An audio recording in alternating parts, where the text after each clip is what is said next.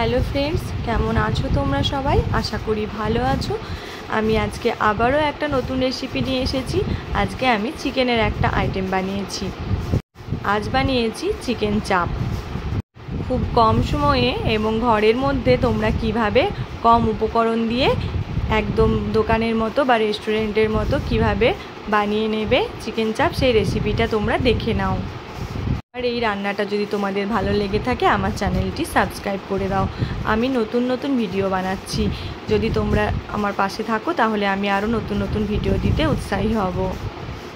আমার চ্যানেলে আমি বিভিন্ন ধরনের রান্নার রেসিপি দিই, লং ভিডিওতে আর শর্ট ভিডিওতে বিভিন্ন ধরনের খাবার দিয়ে থাকি। চলো তাহলে আজকে রেসিপিটা আমরা দেখে নিই। চিকেন চাপ বানানোর জন্য আমি দুটো লেগ পিস নিয়েছি আর কতকগুলো একটু বড় বড় সাইজের চিকেনের পিস নিয়েছি। লেগ পিসের চিকেন চাপটা বেশি ভালো লাগে, ওর জন্য আমি এখানে লেগ পিস নিয়েছি, সাথে আরও কিছু পিসও নিয়েছি। প্রথমে এটাকে আমি লেবু দিয়ে দিলাম। লেবু দিয়ে এবং সমস্ত মশলা দিয়ে চিকেনটা এটা কিছুক্ষণ ভালোভাবে মেখে রেখে দিতে হবে। এজন্য একে একে আমি মশলাগুলো দিয়ে দিচ্ছি।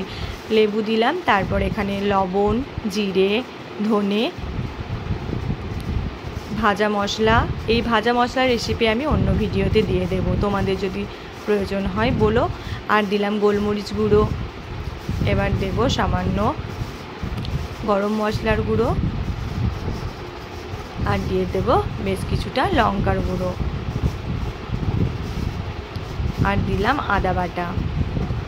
সব কিছু এবার ভালো করে মিশিয়ে নিতে হবে।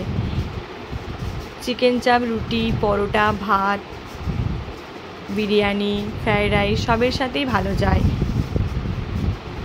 এভাবে এটা মেখে কিছুক্ষণ ঢেকে রেখে দেবো। এটা ফ্রিজেও রেখে দিতে পারো কিছুক্ষণ, বা নর্মাল টেম্পারেচারেও রেখে দিতে পারো। তবে এটা মেখে কিছুক্ষণ রেখে দিতে হবে, তাহলে চিকেনটা একটু নরম হয়ে আসবে। একই রকম চিকেনের আইটেম যখন ভালো লাগে না তখন এভাবে এটা বানিয়ে দেখো তোমরা একবার। এটা ঢেকে রাখা থাক, ততক্ষণ আমি এদিকে কাজু আর কিছুটা চারমগজ আর নিয়েছি কিছু পরিমাণ পোস্ত, এগুলো আমি একটা পেস্ট বানিয়ে নেব। এই চিকেন চাপটা আমি মাঝে মাঝে চিকেন পোস্তও বলে থাকি। চিকেন পোস্ত নামটা তোমাদের কেমন লাগলো জানাবে। চলো এবার একটা পাত্রে আমি কিছুটা সরষের তেল নিলাম, তোমরা সাদা তেলও দিতে পারো। এবার এর মধ্যে গোটা গরম মশলা দিয়ে দিলাম, তেজপাতা আর শুকনো লঙ্কা দিলাম। এবার দেব পেঁয়াজ বাটা। আমি চিকেন চাপে কোনো হলুদ ব্যবহার করিনি, হলুদ দিলে কালারটা ভালো আসে না, চিকেন চাপ হোয়াইট কালারের হয়। আর দিয়ে দিলাম কিছুটা আদা রসুন পেস্ট। তবে সরষের তেল দিলে কালারটা একটু ভালো হয়, সাদা তেল দিলে আরও হোয়াইট হয়। এখানে আমি গ্রেভি বানানোর জন্য সামান্য করে গুঁড়ো মশলাগুলো দিয়ে দেব। জিরে, ধনে, লঙ্কার গুঁড়ো, লবণ সব কিছু দিয়ে দিলাম। এবার এটা একটু ভালোভাবে কষিয়ে নিতে হবে। এবার আমি সেই কাজু, পোস্ত এবং চারমগজের পেস্টটা এর মধ্যে দিয়ে দিলাম। এটাকে তোমরা হোয়াইট গ্রেভি চিকেনও বলতে পারো। তো যাই বলো না কেন, এটা কিন্তু খেতে অসাধারণ হয়।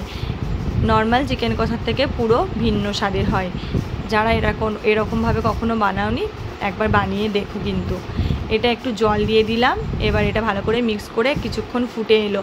এটা ফুটে আসলে এর মধ্যে আমি চিকেনের পিসগুলো একটা একটা করে বসিয়ে দেবো এভাবে। এবার আমি এটা ঢাকা দিয়ে দেবো। এক পিঠটা কিছুক্ষণ হয়ে গেলে আমি উল্টে দেব। কিছুক্ষণ পর আমি এটা একদিকটা হয়ে এলে আর একদিকটা উল্টে দেব। এভাবে চিকেনটা কিন্তু প্রায় সেদ্ধ হয়ে এসেছে আর মশলার সাথে ভালোভাবে মিশে গেছে। আবার আমি কিছুক্ষণ ঢেকে রেখে দেবো। আর এদিকে আমি একটা পাত্রে কিছুটা টক দই নিয়ে টক দইটা ভালোভাবে ফেটিয়ে নিলাম। তারপর এটা আমি ওপর থেকে দিলাম। তোমরা টক দইটা কিন্তু মাংসের সাথে মাখিয়েও আগের থেকে দিতে পারো, তো আমি শেষেই টক দইটা দিয়েছি। এবার আরেকটু এটা ভালোভাবে টক দইয়ের সাথে সমস্ত মশলাটা ভালো করে মিশিয়ে নেব। আমার চিকেনটা প্রায় রেডি হয়ে এসেছে। আর আমি সামান্য গোলাপ জল আর একটু ওপর থেকে গরম মশলা দিয়ে দিলাম, এতে স্মেলটা অনেক সুন্দর হয়। ব্যাস, এটা ফুটে গেলে এটা রেডি হয়ে গেল। কিছুক্ষণ ঢেকে রেখে দিলে জলটা এতটা থাকবে না, এটা গ্রেভিটা খুব সুন্দর হয়ে আসবে। কারণ এটা তো পোস্ত, কাজু সব কিছু আছে। প্রথমে একটু ঝোলঝোল রাখবে আর ধীরে ধীরে এটা ঠিক বসে যাবে। দেখলে কত তাড়াতাড়ি এটা তৈরি হয়ে গেল এবং দেখতে কত সুন্দর হয়েছে। যদি আমার রেসিপিটা তোমাদের ভালো লেগে থাকে তাহলে আমার চ্যানেলটি সাবস্ক্রাইব করে দিও এবং একটি লাইক করে দিও, আর পারলে শেয়ার করে দিও। এটা আমি আজকে নর্মাল সাদা ভাতের সাথেই নিয়েছি। তো আমার সাদা ভাতের সাথে চিকেন খেতে বেশি ভালো লাগে। আমি পরোটা, রুটি, লুচি বা আপনি এটা বিরিয়ানি ও ফ্রাইড রাইসের সাথেও খেতে পারেন। এই গ্রেভিটা অসাধারণ হয়। ওকে ফ্রেন্ডস, সবাই ভালো থেকো। আমি পরে আবার অন্য ভিডিও নিয়ে আসবো।